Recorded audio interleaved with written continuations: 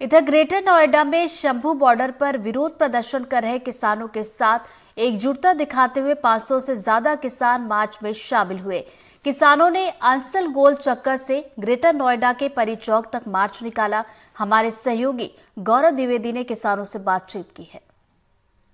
Shambhu border पे बैठे किसानों ने आज ग्रामीण भारत बंद का ऐलान किया है और हम इस समय ग्रेटर नोएडा में अंसल प्लाजा गोलचक्कर के पास मौजूद हैं। यहाँ पर हम देख सकते हैं कि कई किसान संगठन जो कि नोएडा अथॉरिटी से अपनी अलग डिमांड कर रहे हैं, वो इस भारत बंद को सपोर्ट कर रहे हैं और यहाँ पर एक मार्च निकाले हैं जो कि ग्रेटर नोएडा के परी चौक तक जाएगा। जैसा कि आप देख सकते हैं, एक अच्छी खासी भीड़ जो है इस मार्च में दिख सकती है, इस प्रदर्शन में दिख सकती है और दो अलग अलग किसान संगठन हैं। एक है अखिल भारतीय किसान संघ और दूसरा है किसान संघ, जिसके समर्थक यहाँ पर इस समय मार्च कर रहे हैं। हम चलेंगे बात करने। क्या नाम है आपका? अक्षय चौधरी। अक्षय, ये बताइए कि ये मार्च जो आप लोग कर रहे हैं, क्या ये ग्रामीण भारत बंद के लिए है? जी, ये जो हम मार्च कर रहे हैं शांतिपूर्वक मार्च कर रहे हैं और ये मार्च हम इसलिए कर रहे हैं जो इतने सालों से किसान अपनी मांगों को लेकर सड़क पर आ रहा है, बराबर धरने दे रहा है, ज्ञापन दे रहा है, लेकिन ये सरकार पिछले 10 सालों से किसानों की मांग सुनने के लिए बिल्कुल भी तैयार नहीं है। आपने अभी पूर्व में देखा होगा 1 साल तक हमारे किसान भाई बॉर्डर पर बैठे रहे, जिन्हों की 1000 की संख्या में जो हमारे किसान शहीद हो गए, उसके बाद भी किसानों की मांगों को पूरा नहीं किया गया। हम शांतिपूर्वक धरना तो जैसा हम देख सकते हैं, यहाँ पर किसानों की जो डिमांड्स हैं, जो मुद्दे हैं, वो दूसरे हैं, पर इन्होंने भी जो किसान शंभू बॉर्डर में बैठ के एमएसपी को लेकर प्रोटेस्ट कर रहे हैं, उसी के लिए ये भी मार्च निकाल रहे हैं। यहाँ पे काफी गर्मजोशी से ये लोग इस मार्च में चल रहे हैं और आप ये भी देख सकते हैं कि आदमी ही नहीं, महिलाएं भी हैं यहाँ पे, बूढ़े बुजुर्ग भी हैं। हम बात करेंगे, हम यहाँ महिलाओं से बात करने का प्रयास करेंगे। मैडम, क्या नाम है आपका? सीमा। सीमा जी, हाँ जी। क्यों मार्च कर रही हैं? प्लॉट के मारे, अपने मुआवजे के मारे। हमारे प्लॉट मुआवजा जमीन गई है किसानों की। तो जैसा देख सकते हैं, किसान को समर्थन देने के लिए, किसान को समर्थन देने के लिए यहाँ मार्च कर रहा है। ग्रेटर नोएडा से गौरव द्विवेदी, एनडीटीवी इंडिया। एक तरफ किसानों ने ग्रेटर नोएडा में मार्च निकाला तो वहीं शंभू बॉर्डर पर आज भी हंगामा हुआ। मोहम्मद गजाली की एक ग्राउंड रिपोर्ट देखिए।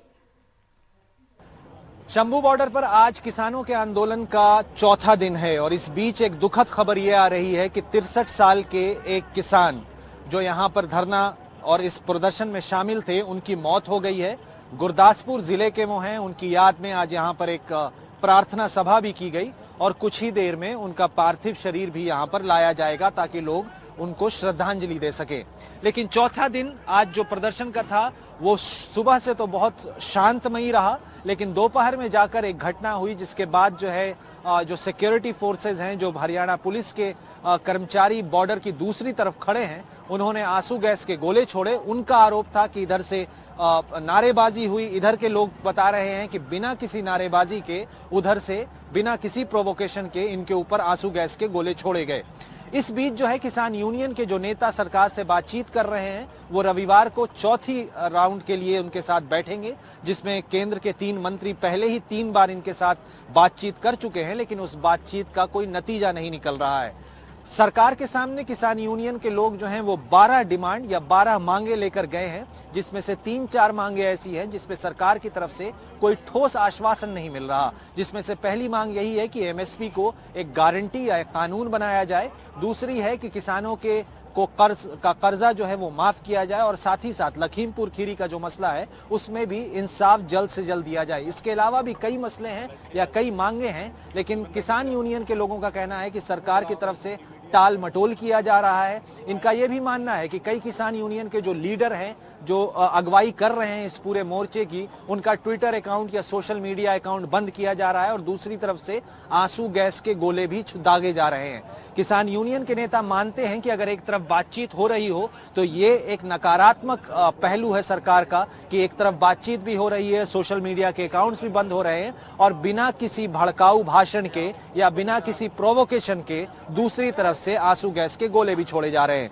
लेकिन इन सबके बीच जो सबसे बड़ी चुनौती किसान यूनियन के नेताओं के लिए है कि अगला जो राउंड है बातचीत का वो रविवार को होगा। उससे पहले इतनी बड़ी भीड़ को यहां पर जमाए रखना भी अपने में एक बहुत बड़ी चुनौती है। और ये भी देखना होगा कि कुछ नेता ये मानते हैं कि शायद केंद्र सरकार बार बार मीटिंग करके उनसे ये समय मांग रही है कि कहीं ना कहीं लोकसभा चुनाव से पहले मॉडल कोड ऑफ कंडक्ट लग जाएगा और फिर सरकार ये कह देगी कि अब उनके हाथ में कुछ नहीं है। लेकिन ऐसी स्थिति में भी किसान यूनियन ये कह रही है कि हम अपने वॉलंटियर्स के साथ, अपने प्रदर्शनकारियों के साथ या तो यहां पर धरना देंगे या फिर दिल्ली जाएंगे। अब देखना होगा कि रविवार की मीटिंग में कोई नतीजा निकलता है या पिछली मीटिंग्स की तरह ही सिर्फ यही बयान आता है कि माहौल अच्छा था और बातें हुई, लेकिन कोई नतीजा नहीं निकलता।